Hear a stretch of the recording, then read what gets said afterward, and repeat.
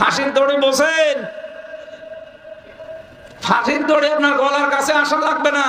শুধু যদি নাম শোনেন যে আপনার ফাঁসি হবে, 4 দিন আগে আপনার খাওয়া বন্ধ হয়ে যাবে। আর আমি এটা নিজে দেখেছি।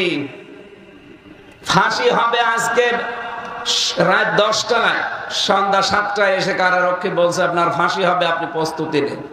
লোকটা বলছে কারারক্ষী ভাই আপনি এখনো 3 ঘন্টা বাকি, আমি 2 ঘন্টা ঘুমালাম, আমাকে 1 ঘন্টা আগে আপনি ডেকে দেবেন। অথচ তার ছেলে গুম হয়ে আছে, ব্যারিস্টার আরমান, তার স্ত্রী অসুস্থ বাড়িতে পড়ে আছে, তার দলীয় লোকজন লক্ষ লক্ষ পালিয়ে বেড়াচ্ছে, কেউ জেলখানায় ভর্তি আছে। আর সেই লোকটার মাত্র 3 ঘন্টা পরে ফাঁসি। সে বলছে আমি 2 ঘন্টা ঘুমালাম, আমার ডেকে দেবেন।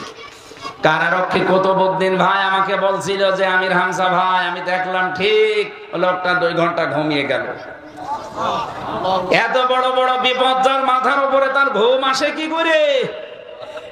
আপনি বসেননি, আমি বুঝেছি। ইন্নাল্লাযীনা ক্বালু রাব্বুনাল্লাহ সুম্মা ইসতাকামু, যারা এই কথা বলতে পারে আমাদের রব আল্লাহ, আর এরপরে টিকে থাকতে পারে, তাতানাজ্জালু আলাইহিমুল মালায়েকা, তাদের বিপদে আপদে আল্লাহ ফেরেশতা নাজিল করে সাহায্য করে।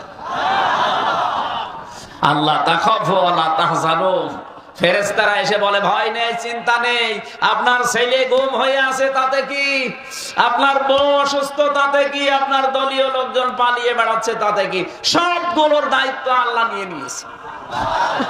এই অভয় দেওয়ার পরে তার ঘুম এসেছে, তাছাড়া ঘুম আসার কথা না। আমি নিজে তো ছিলাম 3টা বছরে সবচাইতে বেশি চলে ওখানে, দেখলাম ঘুমের বড়ি।